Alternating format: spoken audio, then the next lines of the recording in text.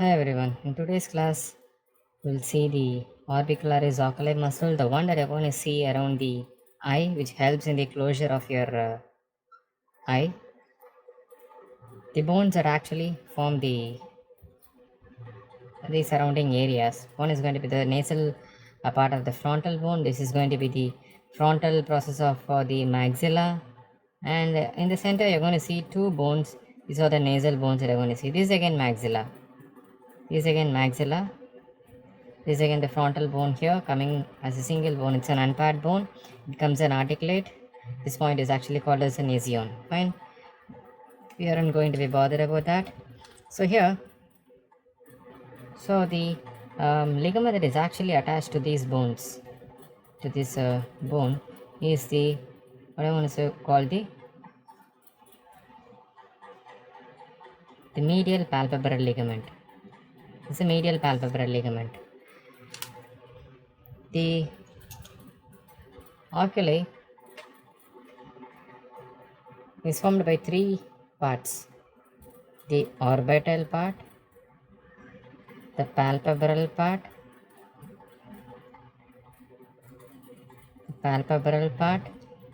and the lacrimal part. Three parts.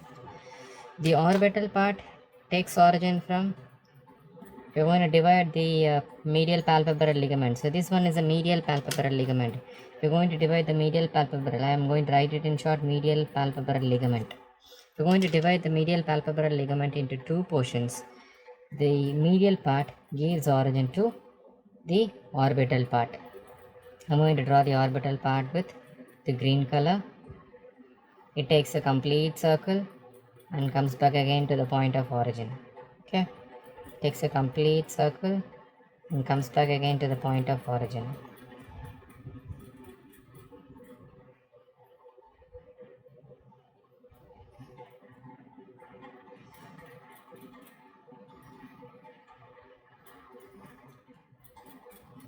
Fine. This is with the orbital part. So we will draw few more fibers of the orbital part, just taking a circle and coming back to the point of origin. Okay, few of the fibers, they actually merge above the eye, above the eyelid. You're going to see the frontal belly of the occipita frontalis, and the one that you're going to see here in the eyebrow, the name of the muscle is corrugata supercilii.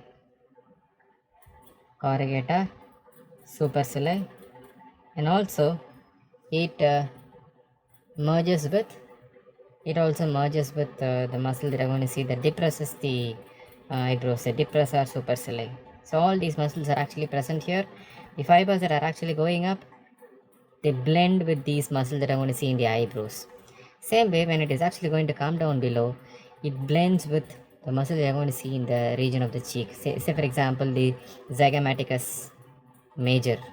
And if you're going to see the levator muscles, these are the muscles that I'm going to see below, and these muscles, levator labii superioris, and these muscles are actually, this part actually blends with those muscles, right? And the next part that I'm going to see is the palpebral part, which takes origin from the lateral part of palpebral ligament. I've divided into two. This is the medial part, this is the lateral part. I'm going to draw the lateral part, the lateral palpebral part of the medial palpebral ligament. It runs up and goes lateralwards. It goes lateralwards.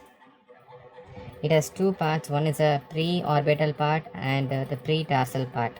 The pre-orbital part runs over the orbital septum, which is actually located here. The orbital septum. It runs over the orbital septum, and hence the pre-orbital part. So what I am drawing is a pre-orbital part.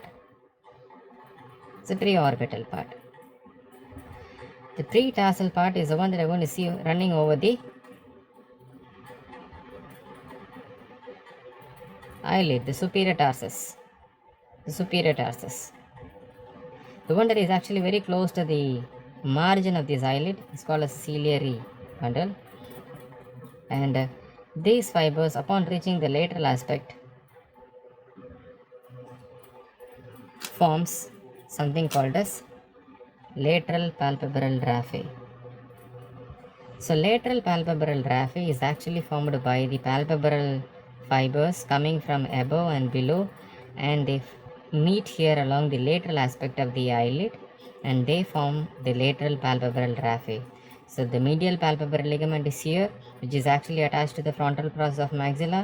We are going to go lateralwards. If you're going to go backwards, you're going to see it gets attached to the lacrimal crest. So this is the medial palpebral ligament, and this one is the lateral palpebral raphe, where both the fibers they meet here. The palpebral fibers they meet here at this point. Okay, it's like, if you learn about the submental triangle, the mylohyoid muscle, they come and meet along the midline forming a raphe. The same way the pharyngeal muscles, the constrictors, meet behind the pharynx, they form a raphe.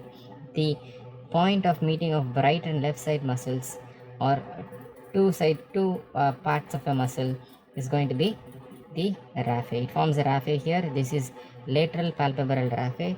The third fiber that I want to see runs behind the lacrimal sac. The third part is the lacrimal part, which takes origin here and runs behind the lacrimal sac, and gets inserted into the superior tarsus, the skin of the superior tarsus. Fine. And the origin is from the lacrimal bone, and it runs behind the lacrimal sac and gets inserted into the superior tarsus. Okay. The nerve supply. The nerve supply is by the temporal and the zygomatic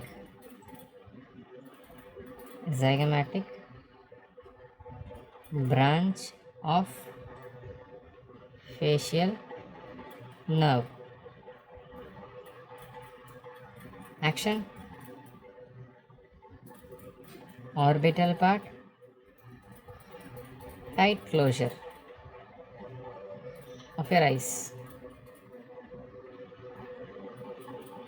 Palpebral part, gentle closure, like while sleeping. The orbital part is said to be voluntary, and the palpebral part is said to be involuntary, because during sleep it acts more during sleep. Okay. The third one, the lacrimal part, dilates the lacrimal sac and helps sucking the tears from your eyes. Okay, that's it dilates the lacrimal sac. Dilates lacrimal sac. Okay. So this concludes the orbicularis oculi.